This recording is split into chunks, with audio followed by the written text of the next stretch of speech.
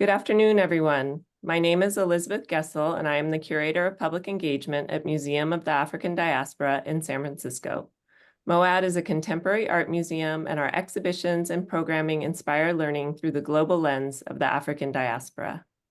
In conjunction with our current exhibition, Unruly Navigations, we are thrilled to be presenting artists Morel Doucet and M. Scott Johnson in conversation with MoAD Chief Curator Kijo Lee. Unruly Navigations testifies to the urgent, disorderly, rebellious, and nonlinear movements of people, cultures, ideas, religions, and aesthetics that define diaspora. Our guests today include Morel Doucet, who is a Miami-based multidisciplinary artist and arts educator who hails from Haiti. His work utilizes ceramics, illustrations, and prints to discuss the impact of climate gentrification, migration, and displacement affecting Black communities in the African diaspora. Through a contemporary reconfiguration of the Black experience, his work catalogs a powerful record of environmental decay at the intersection of economic inequality, pollution, and policymaking. We also have M. Scott Johnson, who is a New York-based sculptor, photographer, and educator. Over the past decade, he has explored, both in his own practice and his teaching residencies, atavistic memory and social realism as it pertains to the African diaspora. He began his career in 1994 sculpting stone while living in Bulawayo, Zimbabwe. He started experimenting with the medium by appropriating broken and discarded sculptures left by artists who worked in the alleyways of the city. Blurring the lines between Afro-surrealism and Afrofuturism, Johnson embraces an imaginative mixture of Astro-Blackness, Afrocentricity, and magic realism. Coming of age during the blossoming of techno music in Detroit, early on, M. Scott discovered this to be a magnificent point of departure into the sonic and visual metaphysics of the African diaspora and the potential of Black abstraction. Moderating today's conversation is Kijo Lee, who is Chief of Curatorial Affairs and Public Programs at the Museum of the African Diaspora. In this role, Lee oversees the strategic direction for the museum's exhibitions and programs, leads globally on identifying and promoting emerging artists from the African diaspora, and works to expand MoAD's reach and influence locally, nationally, and internationally. She has a master's degree from and is a PhD candidate in History of Art and African American Studies at Yale University. And her first book, Perceptual Drift, Black Art and an Ethics of Looking, was published by Yale University and the Cleveland Museum of Art in January of 2023. Please join me in welcoming Morel Doucet, M. Scott Johnson, and Kijo Lee. Thank you so much, Elizabeth. Welcome, Morel and Scott. So they've allowed me to run this PowerPoint today, which is, could be an exercise in futility, but we're going to roll with it. It is such a pleasure to be with the two of you today. How are you both? Beautiful, beautiful. Fantastic, fantastic. Well, we've brought you together on the occasion of having both of your work presented in the exhibition Unruly Navigations. Thanks again, Elizabeth, for that wonderful introduction. So just to give everyone who's here a little bit of background, the way that this exhibition came together is in my own scholarship and curatorial work, I'm pretty obsessed with tracing what we do not find in traditional history books, even in traditional artworks. And so I'm really invested, especially in unearthing, making visible those stories that have either been rendered invisible by force or by lack of attention that pulsate through the Black diaspora. And I think both of your practices fit into that idea so beautifully. And so, and what you are seeing on the screen here is just one of the sight lines that's bringing together this idea of taking non-traditional media, stories that have been untold, but that are relevant, whether they are historical or of the moment, and translating them using really potent materials. And so I thought we would begin actually with you, Morel, with one of the works that you have in Unruly Navigations.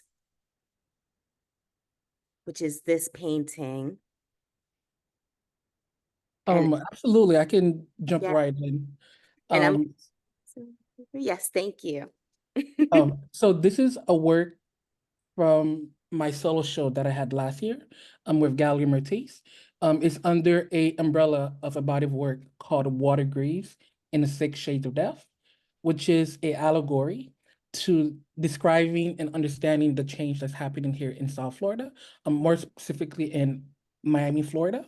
So this particular work was created using the flora and fauna in a Dominican neighborhood called Atapata.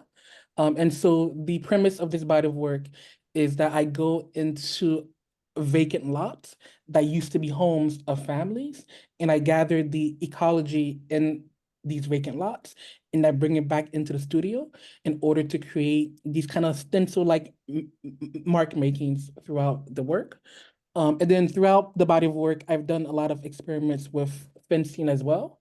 And so with this entire body of work, and as I'm thinking about the terms unruly navigation, I think about the immigrant community. Me being an immigrant myself, I left Haiti when I was age 4, and I integrated into the US.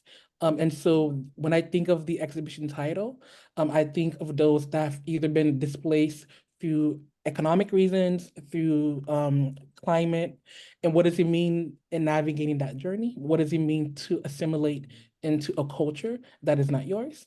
And so for me, when I was little, even though I was age 4, the change of landscape has always been those signifiers for me. And so having this work in this exhibition is a reminder how the landscape becomes these bookkeepers of time, and the work, the energy are held in the foliage throughout the mark makings. Mhm. That's gorgeous. So this idea of the landscape as oh, you're muted, Morel. There we Yes, yeah. This idea of the landscape as a bookkeeper of time, I think, is a brilliant connection also to your porcelain work, which we'll talk about in a moment, and Scott, to your work in stone, right? So stone as this register of deep time and long duration. But also I wanted to talk before we move on from this, Morel. So you're using the flora and fauna, but you're using them in this very specific way. I was wondering if you talk a little bit about the technique, because though, and for those of you who haven't come to see this work in person, photos can't do it justice, because the foliage seems to actually just sort of effervesce from this glittering Black background. So I was wondering if you talk a little bit about the technique before we move on. Yeah, absolutely. So it's a combination of grounded mica and glitter, actually. And so with the mica, I'm using, this direct element from the earth. And so I wanted a sense of magical realism.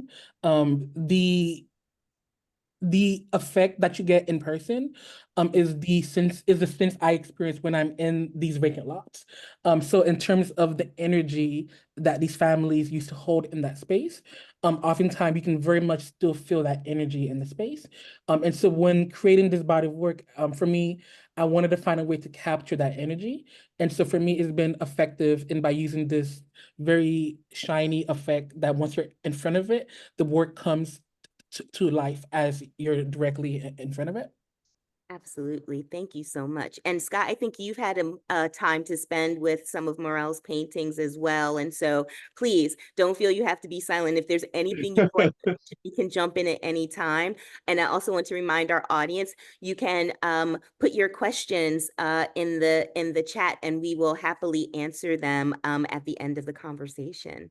So yeah. Absolutely. And then one comment, once we move over to the next slide, so this body of work led me down this rabbit hole of artisans, being of Haitian descent. There was a very large community of artisans, of metal makers, that was part of a community that was affected with the earthquake that happened back in Haiti. And so throughout the exploration of this body of work, I started to pay homage to techniques and art form that was unknown to me. And as I started making the work, and getting the feedback from the community here in Miami, it was revealed to me that a lot of the work and the technique I was using comes from a long legacy of metal workers. And so it's amazing how, in a very intuitive, unconscious way, I was tapping into this energy that I had no idea it was not known to me prior to making the work. That and for me, that is incredibly about these. I think you've heard me, many people heard me describe these kind of gossamer tethers, right? That link us across the diaspora. So it isn't that there are these hard and fast connections all the time, or even those that we can locate an exact moment where we learned one thing or another, but they become these in the marrow, right? These embodied knowledges. Scott, Yeah, no, I was going to say, first of all, I love your work, Morel, but one of the things that really like touched my spirit is that looking at the metalwork, when I first saw this work at Matisse's, it reminded me of the metalwork that was produced by enslaved Africans in the Carolinas. Mm. And like, and again, I think it speaks to what you talk about, like these things that link us all together, these memories that like are across waters that we can see ourselves in all the diaspora work if we really look closely. Absolutely. I would agree. And then let's show again this very expansive body of work where you are utilizing and creating these the metal work in various forms again. And so I selected God is not the author because it did not have a figure. So I was really interested in that environment that you were attempting to create and thinking about not having an immediate association with a particular figure, but being able to immerse oneself. And so it's beautiful to be able to see other examples from that series. But what we're also showing in Unruly Navigations are examples of your ceramics work. And so some of the fine hand that you have. And so we're going to focus in, I think, on Black Maiden on the Pulse of Morning Caged Birds. And here, I think that we will begin to open up this conversation about sculpture and stone versus porcelain, but also this idea of your relationship, Morel, to nature, to magical realism. If you could speak a little bit about this aspect of your practice, that would be beautiful. Absolutely. So ceramic as a medium, it holds a unique place in our human history.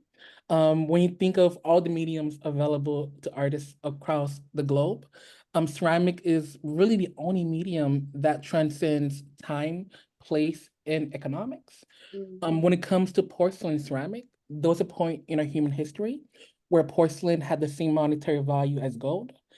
So one way to show you were sophisticated of a particular class was by having porcelain somewhere in the mantle of your front home or somewhere in the entryway. And so by having porcelain, it was one way to show status inside one's home. And then when you think of ceramic from a point of the Bible and kind of the spiritual revelation. If you think about, we were born from the earth, we come from the earth, and when we die, we are returned back inside of the earth. And so as a medium, ceramic holds this infinite memory, and it goes under different stages of transformation through fire and heat. And so for me, when I use ceramic in my work, it's a very rich history that I'm aware of. And I try to make that come across in the work. In particular, I've been taking a liking to porcelain ceramic because of how difficult it is to work with the medium. If you talk to a ceramic artist, they will tell you that working with porcelain is like working with cream cheese. Yeah. So you're trying to mold this very malleable material and make it take form to what you want to do. So I use in particular because I like to play around with shadows, light and dark. And so the rope becomes almost like this baroque and this historical aesthetic once you're looking at it. For this particular artwork, I'm merging different aspects of my research into the figure. So at first glance, if you notice there's carvings on the face, this is a direct correlation to the Ifa sculptures of Nigeria, and then with the mark makings around the lips. And then in a lot of my work, the themes are not very overt, they're always very subtle. So for this particular work with the birds, is a allegory to talking about migration. So birds migrate to different places. And so I feel like living in South Florida and seeing how Black and Brown communities have been forced or displaced because of development, essentially we're like the birds. We're being forced to flee, and we're at the mercy of affordable housing. And so the title alludes back to Maya Angelou. So us being the birds, we're on the pulse of the morning cage bird. So every morning you wake up, there's this anxiety of, am I going to be able to stay here? Is this my last month living in this place? Because if you don't own something, then you're at the mercy of development. The change in Miami is very rapid, and unfortunately, people of color are at the front lines of that change. Thank you for that, Morel. And it also, to my mind, also speaks to this deep history of race and porcelain. So thinking of the Wedgwood insignia that became a very famous abolitionist insignia with a kneeling enslaved man saying, am I not a man and a brother? So the ways that, and even thinking about the ways that the trade in whiteness around sculpture and porcelain. So the ways in which whiteness became privileged, not based on an actual fact, Roman statuary was thought to have been this pure white, but they were actually quite garishly painted. But by the time the Victorians saw them, they were white. And so there were various And assumptions made. absolutely, and I'll say on that same subject, with this particular body of work, I'm very particular again about the facial features of the figures. So this is a direct reference to the San people of Africa. So if you look them up, they have very Asian defining features, but they are of African descent. And so I remember when this body of work started to kind of come into the public, people were like, are they Asian? Are they Black? Like, who are these people? And it was a way to educate people on the diversity of Blackness. So Blackness is not a monolith, where we come in many different shapes, sizes, and color. And this work is a testament to that experience. Thank you. Thanks for that, Morel. And then this is another version of, or a part of your porcelain practice. Practice. Yes. We'll go more into depth of it. But I just want to make a quick reference. So right now in this season, I've been taking a deep dive into the color blue. So the color blue holds a very significant role in a lot of African families. So blue is used to ward off bad spirit. It's meant to be a color that cleanses. And so in some of the other slides, you'll kind of see how the color blue kind of comes back into effect as well. Absolutely. And so we will move quickly to talk about the color blue and how it participates in your practice, Scott, but also wanted to say that in my own thinking, blue has been a really a bit of an obsession, because it is a color that actually triggers some of our higher neural processes biologically. It's one of the most challenging colors for us to perceive. And so does a lot of different biological action on us as we approach it in artwork. And so with that, I wanted to move to M. Scott Johnson to speaking about the works that appear in Unruly Navigations, which are these two versions of the folklore hero High John the Conqueror. And so I was hoping you might, Scott, speak a bit to why High John the Conqueror, why these forms, and sort of unruly navigations that might be appearing in this work, and what brought you right to this kind of stonework. That would be amazing. Thank you. Oh man, thank you so much, Kijo. So when we're looking at both of these pieces, I guess we have to start at the beginning, which is my residency for the last 20 years at the Schomburg Center for Research in Black Culture in Harlem. Over the past 20 years, I've been really blessed to roam through some of the most important artist files and images and writings of Blacks throughout the diaspora and on the continent. And so one of the artist files that I was blessed to see many years ago was the artist file of Zora Neale Hurston. And in those files, she tells the story of a folkloric hero named High John the Conqueror. High John, I term him as the first, what I would call an Afrofuturist deity. You know, High John is a shapeshifter. Uh, High John was brought from the continent of Africa, and he manifests in the New World as a kind of like a Brer Rabbit type individual, where he's a trickster. But one of the most important attributes of High John is High John was able to, he would come in the form of a black crow. And when things on the plantation were so hard and they were so beaten down, he would literally grab their spirits out of their bodies and he would take them somewhere to a place where where things were fine, they could talk and share with one another, but their bodies were still on the plantation. So that kind of triggered a lot in my imagination, and it sent me down really a rabbit hole that has included up like right now about 4 different busts of High John the Conqueror.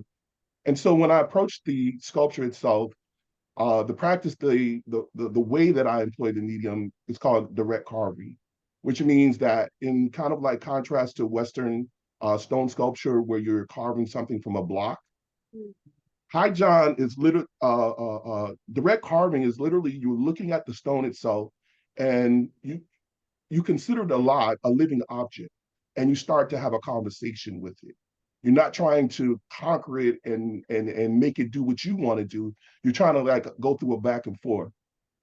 In both of those sculptures, I'm trying to kind of like navigate something that is in transition. So there's a flow to the work. Uh, it's an intuitive process where I'm listening to my mind's eye. I'm not trying to necessarily achieve a certain shape, but I'm trying to appease what is in my spirit that is guiding me. So you have a couple of different levels of conversation that are taken on in the work. I am extremely fascinated in creating something that's never been seen. I'm also understand that I'm a conduit to bring what is unseen into that which is seen. So my education as an apprentice in Zimbabwe not only taught me skills, but it also taught me ways of being able to relate with the medium of stone, which was very different than here back in the West. And so that guides it a lot. So one of the things when we talk about the story of High John, if you can look at the sculpture, the dark brown sculpture, on the pedestal, there is a root. As the story goes, after slavery and High John wasn't needed on the plantation anymore, his spirit goes back to Africa, but he leaves in the States, he leaves for people here, he leaves them a root. And this root is kind of like, it's definitely a huge part of African American hoodoo practices, but it's a talisman. And so I include and incorporate that High John the root in this piece right here, and then also in the piece on the left, the large piece. Uh, the sculpture that was created, this sculpture actually has the root, which is powdered, and then a hole drilled into the body of the sculpture, and then the root placed in it. The root itself acts like I call it a SIM card. It acts like, and it activates the work in a very specific way. It comes from the Nkisi tradition in the Congo of being able to activate artwork. And so whether it was in the Congo, whether it was a fetish, you've seen them quite often. You've seen like the nail fetishes.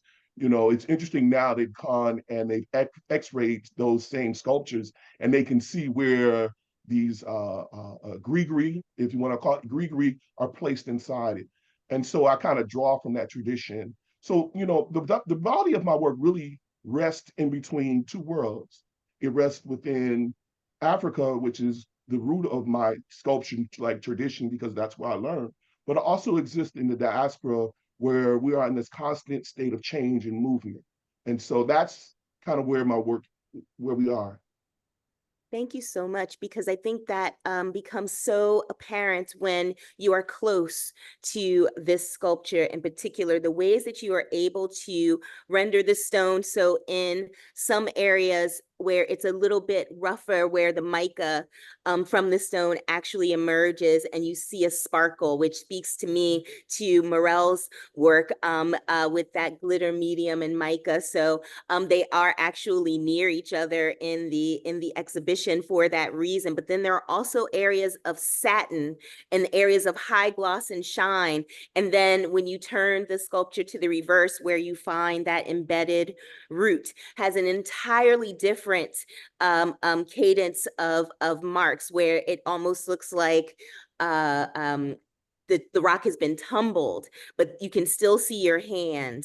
So I think that is a sort of the technical feat to allow us to get from, at one moment, the beak of a bird, at the other moment, the face of a man, in the brown sculpture, in the springstone sculpture, this open mouth, this ready to speak. I think this aspect and the idea of him being an Afrofuturist deity, and the idea of a magical realism, which I think also binds your work with Morel's. And I also wanted to bring Mertice Bedolla into the space, only because you've both mentioned her. She's the gallerist for both Morel and Scott with Gallery Mertice in Baltimore. So want to make sure that we bring her into the space. Did you want to You add? know what? Yes. No, I just want to add that, I mean, since you highlighted, when we Mm, talk about the different sorts of texture in the work, for mm, me, it works itself out just like notes would be in a song. And so when mm, I'm constructing the sculpture itself, I'm having a call and response with roughness, smoothness, satin, like you mentioned. And then also, if you look at the front of the work, this is the natural coating that the stone came out of the ground with. My Mm. favorite stones to work with are alluvial stones because they carry on that they have the touch of earth, which is very different than stones that have been quarried from a block. thank you. So again, we're back to the earth, right? And this everlastingness of this connectivity that you are both bringing to the fore. And so this is a slide that brings together both of your practices. So I wanted for you to both speak to what we're seeing here, and then thinking about this color blue, right? So you've spoken a little bit, Morel, about what it means for you. Scott, it would be great to hear from you about this particular kind of stone. I know alluvial stone, but why this particular hue, and maybe what these juxtapositions say to you both about your practices together. Absolutely. So listening to Scott speak, I didn't realize there's so many similarities between ceramic and stone. Um, Working with ceramic is like a delicate dance between the medium. You have to collaborate with the kiln as well.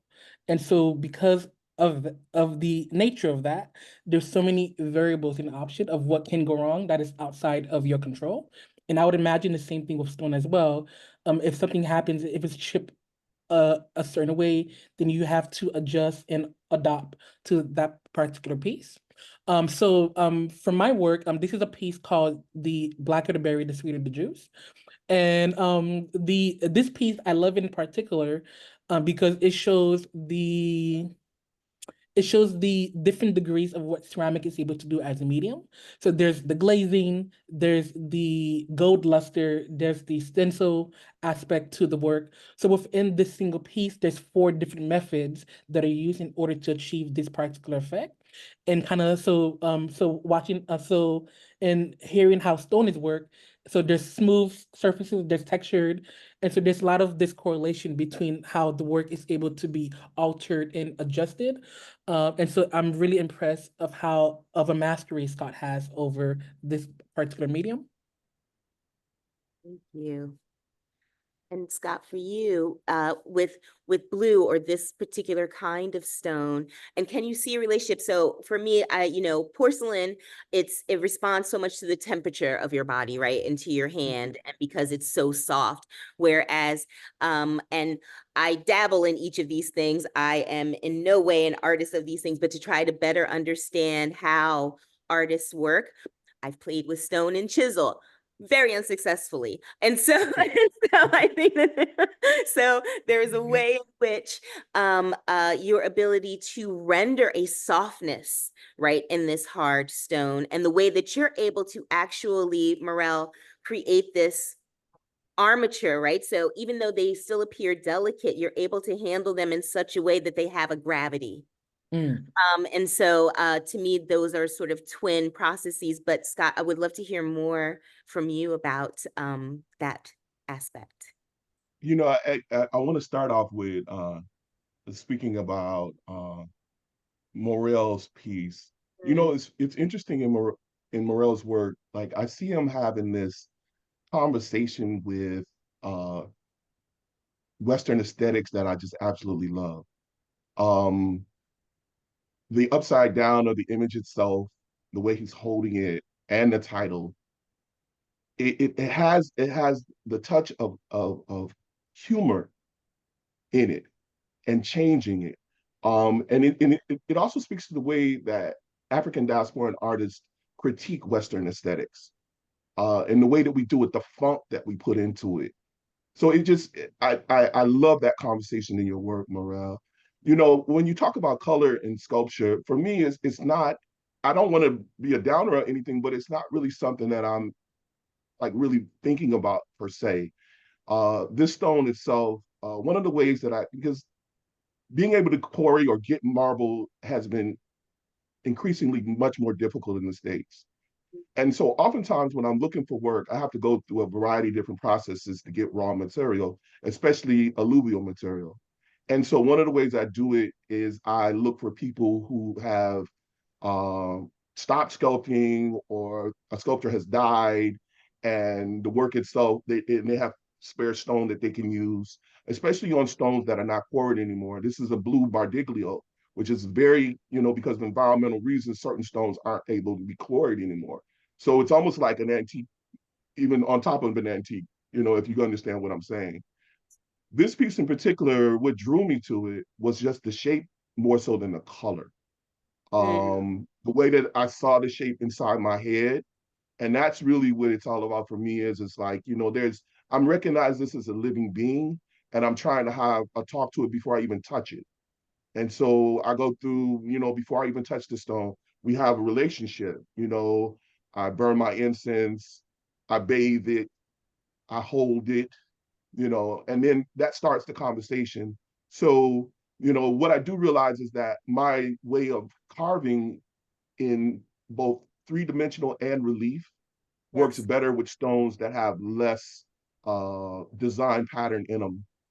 Like there's certain stones that just receive my expression better. And so that's more about how I navigate like colors and things like that. Thank you. Thank you so much. But thinking about the sort of analog processes we've been talking about, talking directly about your hand, thinking about those, I'm wondering if we might move to thinking about other methodologies that you're using to expand your work. And here I wanted to speak, we can also come back, but I wanted to, before we get too far in time, speak about your practice using AI. Since both of you are starting to involve that in your work, we can either pause here and talk a little bit about your trajectories through African Diaspora, but I thought maybe we'll turn to since we've been speaking about Afrofuturism and magical realism, to speak a little bit about how AI is coming to play in each of your practices, if we could. Wow. You want to jump in, Morel? I can let you jump first, then let me follow you. All right, I got my jumping shoes on. So I was introduced to Midjourney about 2 years ago. And like many other artists, I was really fascinated with the technology. Quickly, I realized that I was working with like audio, like musicians work with mixers, visual artists. Now we have a mixer. And so initially, my initial foray into the medium was remixing my own work and teaching the bot my work. And so I would feed my work into the bot and then ask it to create work based on my work. And so it opened up a variety of different possibilities. You know, I had a relationship with the great artist who just recently passed, John Sims. And I remember him telling me early on, John was like, you know, you got to do many things, man. And so I realized like all these other genres that or mediums that I work with, they speak to a different voice inside my head. And with I can deal with social realism. I can produce a SketchUp for sculpture that I want to create. This piece right here, a punch bowl for Florida Evans, is a mid-journey prompt that was created using 3 of my sculptures. And so the bot interprets my movement and then replicates it via artificial intelligence. And so like I can have a conversation with my work and I can produce content with my work that I never had an opportunity to do before. And so that's been my negation. That's been kind of like the way I navigate the medium. Mm.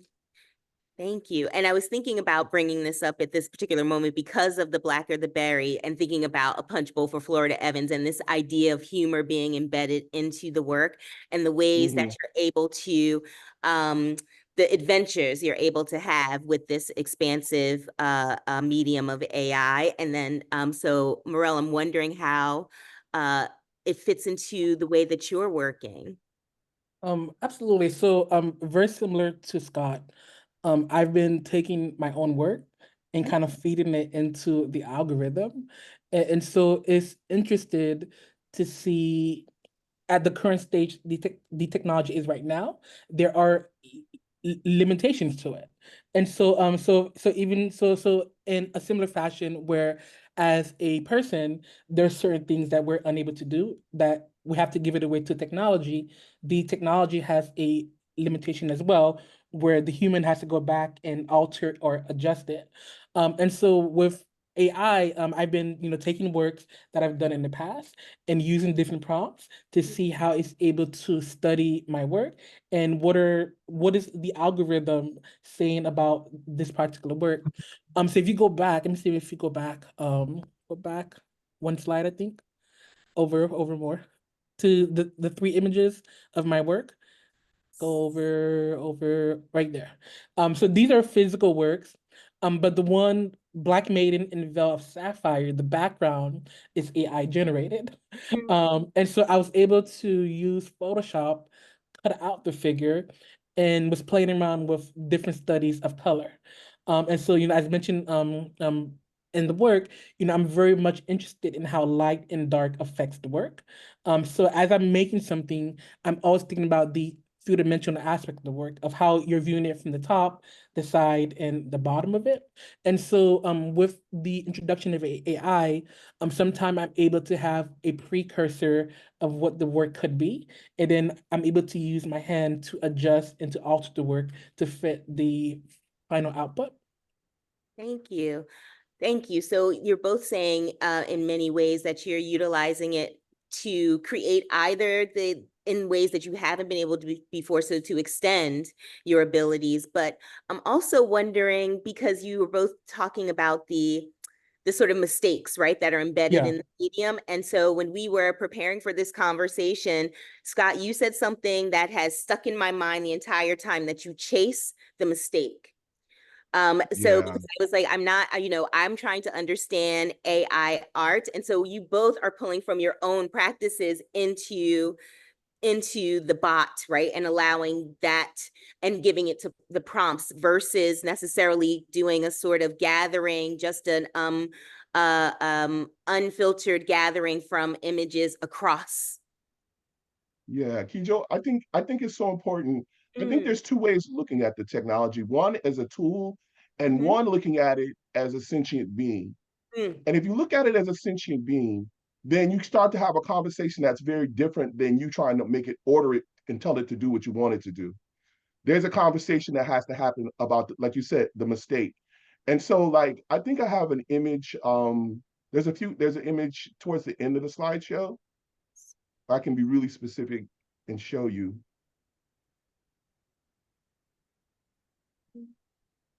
That, no. Well, actually, we can do this one. Okay. When we look at, yeah, we can look at this. So one of the techniques that I love to employ is to try to make the book what I call hallucinate, right? I'm trying to make it do something. I'm giving it a set of instructions that are contradictory, where it cannot think in a very linear way. I'm trying to teach it to think like a person of African descent, like the ways in which we use techniques like multivalence and other things to take something that was made for one thing and then utilize it in a different way. And so, like, one of the things I know about the bot is that the bot it does not necessarily understand our culture in the ways that it should, in the depth that it should. And so now at the point where the technology is now, it's really beautiful because it's not perfect, but it's really good. When it gets perfect, then it's not going to be as useful anymore.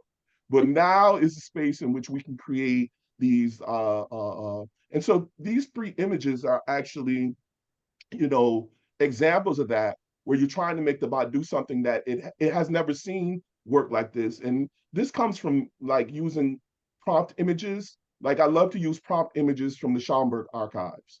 And so I go in and I use the images from the archive as basis to be able to jump off into a certain prompt. Thank you. And I would say one thing that kind of ties in all three mediums, from AI, ceramic, and stone, is, again, how these mediums are transcending the times that they're present in. So Yeah. ceramic, it continues to define our understanding of human history. So archaeologist can look back in history and we can study the dietary needs of that culture, the medicine that they took.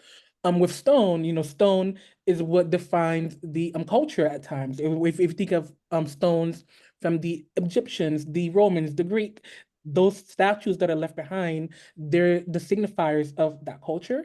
And then with AI being present in this decade that we're in right now, is defining and learning the histories that is present right now.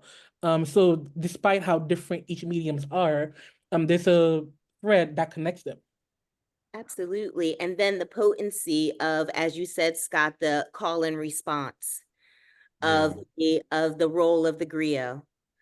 And importantly to me, the role of the maroon, right? So there is a little phrase inside the exhibition that says, sometimes being unruly or ungovernable can serve us. And so the ways of sort of breaking the rules that don't yet exist in AI is also an important and really radical move.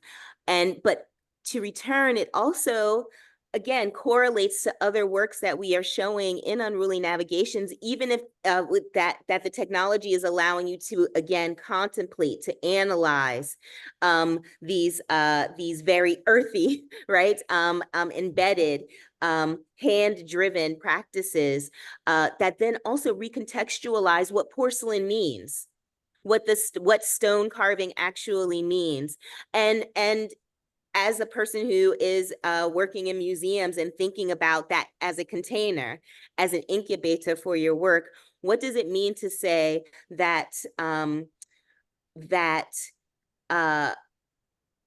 infusing or understanding or emerging from these ideas of Blackness is in no way cordoning it off from the universal flow of ideas and making at that moment. So I bring to us this work by Jamaican artist Nadine Natalie Hall, called Legacy and Redemption, which is made, these concrete pavers made out of coconut drop recipe from Jamaica. So this candy recipe that Nadine has used, and her mother has created, and her grandmother. So it's a recipe that's been passed down in her maternal line, but has also transformed, I think, the sort of economic status of her family over time. And so in this work, she's contemplating how she can undermine the relationship of herself and other people to sugar, on the island of Jamaica, along with all of these other concerns. And so I wanted to hear from the two of you, because you had both spoken to me about this work in particular, about why this work and how you might see it connecting to your own practices. For me, the cinder block is a very tangible material. So throughout the Caribbean, it's a form of stability. So if you're, depending on the class that you're in, having a cinder block home is a status symbol, is a sense of safety, a sense of home. And so if you're of a lower class and your home is not made out of cinder block, then you aspire to get to that point where you can build a form of stability for your actual family. Absolutely. And it was the case that Nadine's grandmother was one of the first to be able to build a concrete home in their neighborhood. And so that's where this actual form comes into play. Scott. You know, I personally, what captured my eye when I saw it in person was the texture of the material itself. My eye is always drawn to texture and natural texture, and to see like the call and response that I see again in her work is very similar to what I see in mine. I think we all exhibit a level of genetic memory, and the ways that it comes out are just utterly fascinating. I love when Afro diasporans start to use materials that were like part of the reason they came here, whether it be using cotton or using sugar or using tobacco in their work. I just think that it critiques culture in a really subtle and beautiful way. Uh, and then the simplicity of the forms themselves, even the ones that were broken off, kind of exist in the space where you see an aging happening, you see time moving. So it has a lot of different levels of conversations, again, that are going on. Even the condition of the palette itself, you know, lends itself to like labor and to like uh, uh, things of this sort. Absolutely, but there's an interplay because there's an ephemerality to the materiality, right? So we've been having a particularly hot summer. So for me, it also aligns, interestingly, with what you're speaking about, Morel, as far as the climate crisis and climate change, because it's slowly melting, right? And so there are ways in which we might remold some of them, but they will never be this exact same structure. These blocks that have lived for multiple years now and melted in various places. So they're also carrying these memories, but also we have to allow them to pass away. And what does it mean to sit with that loss? And so in some ways, I think about Nadine's work metaphorizing that in particular. And so in our last couple of minutes before we turn to the audience for any questions, I thought we might spend, also let me just pause for a moment. This is what Nadine's installation looks like at MoAD at the moment. I thought we might pause and speak. Morel, I thought we might speak a moment to these two works, and thinking about this idea of loss and where it resides in both of your works. So Scott will return to those sort of rough-hewn sculptures in a moment, these works, but I wanted to think about what is the role of loss, of delicacy, of the memento mori in your work, or what is that in your work? Oh man, that's such a beautiful question. I've never thought about my work in that context, actually. And so for me, I guess when I think of loss, I also have to think about rebirth. You know, with ceramic, nothing is ever truly lost because it's always recycled and regenerated again. With these two particular work, one of them is a reference to the doomsday clock, and I'm using that as a metaphor for the destruction of climate change and the bleaching of the coral reef. And then with the skulls, this was a commission that I did in response to Black figures in Miami that are buried in a cemetery that's been underperformance. You know, like the cemetery is in really bad condition, and because of funding, it has not been cared for as well as other cemeteries. And so this exhibition was also part of kind of like bringing awareness to these historical figures that are important, but they're not getting the right light and recognition. And so, yeah, and so for me, I guess, as mentioned, in simple term, with loss, there's always rebirth. There's always something else that comes and take its place. So nothing is truly gone because there's always something next. Yeah, so it allows it to be generative. And I think of it also in practical terms. So porcelain is so delicate. So, the arbitrariness of the kiln in some ways. And so for Scott, that's also what I was thinking about. So when you are breaking into stone and it doesn't break in the way that you wish, or there are shapes that you wish to emerge that don't. We are looking at, of course, the successes, but I'm wondering how you sit with loss or how that might be a part of your work and project. And we don't have to linger here. If there's another work that would better speak to it, I'm happy to move. No. It's cool. It's cool, Keisha. It's an interesting conversation when you talk about stone. Stone is the first medium that humans work with. When you talk about making stone tools, so it's been with us since we've been on this planet almost, or as we have been, classified as Homo sapiens.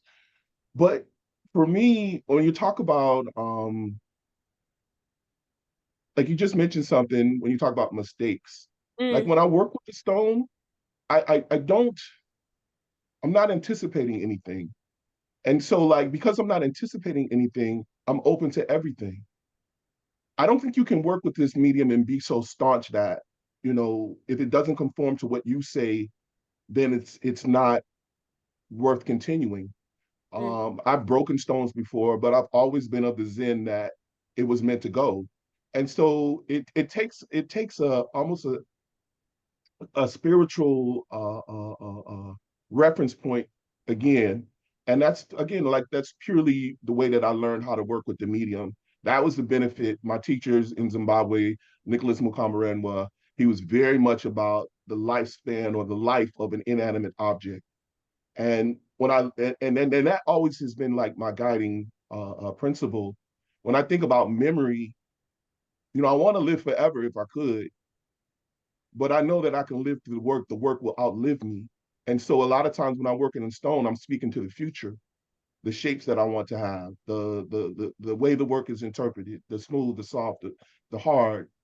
Being around the Schomburg and having access to the memories of so many people that I admire, it always has you in that mindset of like understanding that you have to be able to outlive your lifespan. And so, recently the Schomburg acquired all my papers and has collected my work. And so, memory has been really a big issue the last 6 months. And also too, as a mid-career artist, I understand I won't be here much longer. And so I have to be able to be very intentional about what I want to leave behind. mm, mm. Yes. Considerations of legacy. Are you thinking Yeah. about Morel? I mean, it's a very early stage for you to be thinking about legacy, but I think that, you are working on public commissions, right? Quite a few that I think will lend itself to allowing us to think about your legacy as an artist as well. It's interesting. Yes, please. No, absolutely. This practical year is the first year where the word legacy has been like tapped in the studio. With public art, there's so many points of conversation that the work is gonna give. And so as I'm producing the work, I'm thinking about what does this say about me 200 years in the future? And so definitely, as a young artist that is in the pursuit of public art right now, is definitely in my mind as I'm making the work and thinking about, and what does this work says about me in the future. Absolutely. And I mean, from the perspective of MoAD, the archive is so essential. Also to my own work in thinking about that, but someone asked me, Elizabeth Alexander actually asked me once, well, you have to start thinking about where you're going to send your papers. And I was like, to a Mm. fire. So,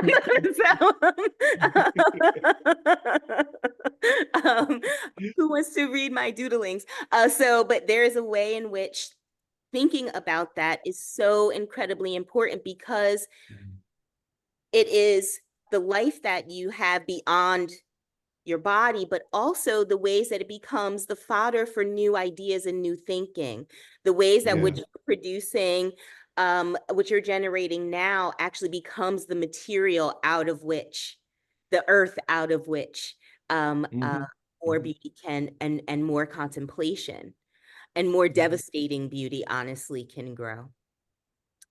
And so with that, I think we might turn, Elizabeth, are there any questions for us?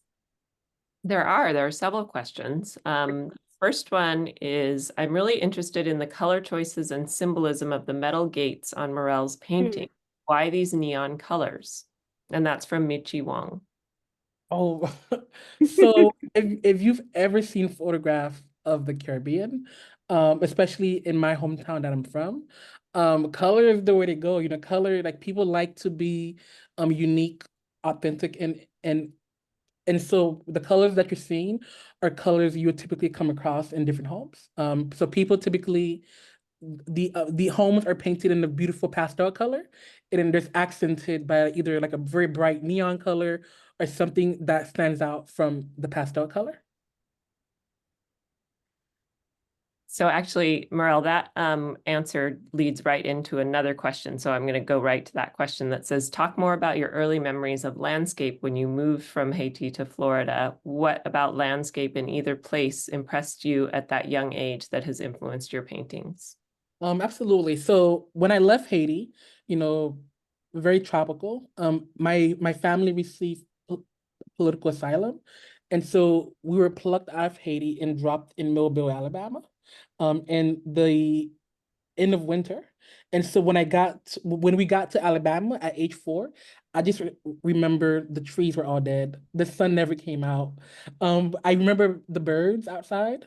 And so I went from a very tropical climate that was very lush to something that was decayed and falling apart. And I didn't know, and I did not have the language to quantify what was going on. But as I grew up, I learned, oh, this is what winter was. We never experienced winter back in Haiti. And so now I have appreciation of the seasons, you know, being up, going to school in Baltimore, Maryland. I was able to, you know, go through the whole season, the winter, the spring, summer. And so I use that in the work as well. So. All right, thank you. A question for Scott from Ivy Mills. Aspects of these sculptures remind me of Makande Shetani. If this is a relevant connection, what does it mean to render High John the Conqueror through Shetani forms? Wow, what a question. It's I from am an so art happy professor. you brought that up. Okay, I'll try to jump to it really quick. So during my time in Zimbabwe, I spent several months working with Makande sculptors in Mozambique.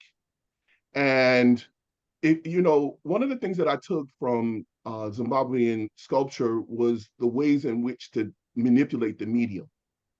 But when I talk about ways in which to think of sculpture, the Shaitanis reign supreme.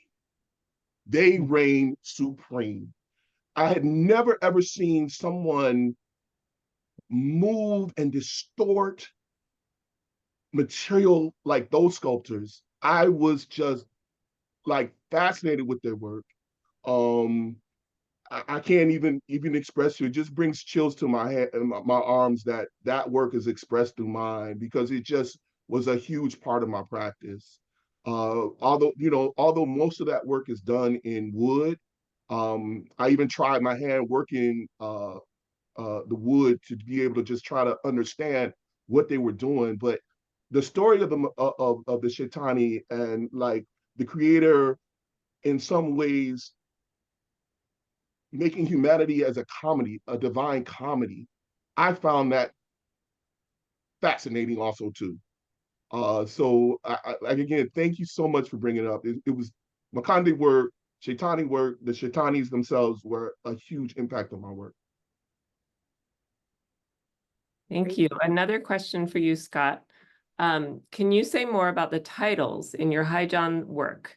Tutni's incantation, Deodate, do the Tut language and the idea of giving by or being given to God speak to African atavistic memory? Yes, they do. They do. For those who don't know, Tutnese was a language that was used by enslaved Africans in the United States. And what I loved about Tut language when I discovered it was that it was a language that was spoken in front of the oppressor so that we could speak freely without them understanding what we were saying. So I love that idea of being a part of the initiated, to be able to explain, to have these conversations in full, like, spacing with those who may not have had uh, our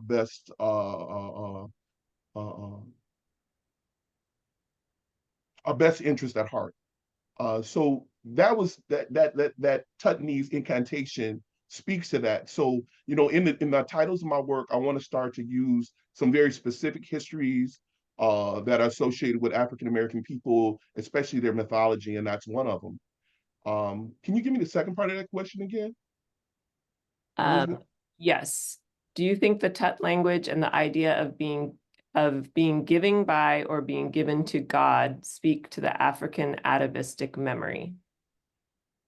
Yeah, it's really, you know, I think I kind of answered it in my answer before, but when you talk about atavistic memory, I think that we're just beginning to understand what that means for African diasporans, like how we are utilizing Africanisms in our work, maybe unknowing, like not knowing it. I know my time spent in Zimbabwe, I had a direct reflection against traditional African work as compared to what I did. And oftentimes, the other sculptors who I was working with, they would often tell me, I can see that your work is African, but there's something else. And I think that has been one of the driving narratives of my work is to find out what that something else is. Okay, and this is perfect. This question is also from Keisha, and it's addressed to both of you. A question for both artists. Are there certain literary works that you are frequently in conversation with in creating your own work? Oh man, I have so many. Right now I've taken a deep dive into Fred Wilson's work. I encountered his work when I was a student in MICA, in mining the museum. And so I've been in the season where I'm just kind of taking a deeper dive into his work, to just pick his brain apart. Yeah. For me, I'm kind of really going back to like at the moment, looking at a couple things. One, Zora Neale Hurston's essay, Characteristics of Negro Expression. I find that is just like an amazing look at how we as Blacks create our language structures, aesthetics, the whole nine. She really lays it out in such a beautiful way. And I've been going through and looking at Greg Tate's Facebook posts. And I feel like Tate is like speaking from the grave in like a really fascinating and like empowering way. And so that Greg Tate has really been on my spirit lately. Well, thank you. Those are all the questions. And I think we are at time. Yeah. Oh, so I just want to thank you both just so much. For the audience, thank you for being with us today. And keep an eye out for upcoming programs, including on site. We will have on August 1st a live performance of These Boots Are Made for Walking by Bahamian artist, sculptor, performance artist, and filmmaker, Anina Major. And that's 6:30 to 7:30 p.m. PDT, Thursday, August 1st. Morel and Scott, thank you so much for being in community with me today. I so appreciate your work. I so appreciate your thoughts. And this will be a continuing conversation. We so are over the moon grateful for your presence today. Thank you very much, Kido. It was a beautiful conversation. Absolutely. Thank you. Thank you to all three of you for this very enlightening and provocative discussion about your work and about the really amazing exhibition Unruly Navigations on view at MoAD right now. To the audience, we appreciate you all spending your afternoon with us. You can learn more about the exhibition and all of our programs, both virtual and on-site at moadsf.org. We do love hearing from you all, so we really value your feedback. If you could take a few minutes to fill out an online survey about today's program. Hannah has put it in the chat, and it also should pop up when you close your browser very conveniently. We would love you to support what MoAD does. If you like this type of programming and you would like to see more of it, we would love for you to become a member or to make a donation of any amount.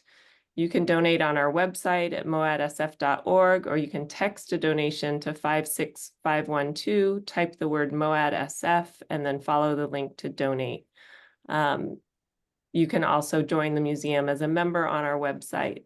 And if you are in the Bay Area, we hope you make time to visit the museum in person and see our beautiful exhibitions, including Unruly Navigations and 5 exclamation points by Rachel Jones, along with our next Emerging Artist Program awardee, Zacharias Muzele Thompson. His exhibition is called The Meeting Place, and all 3 of these will be on view at MoAD through September 1st of this year. Thank you, everyone, and have a beautiful evening.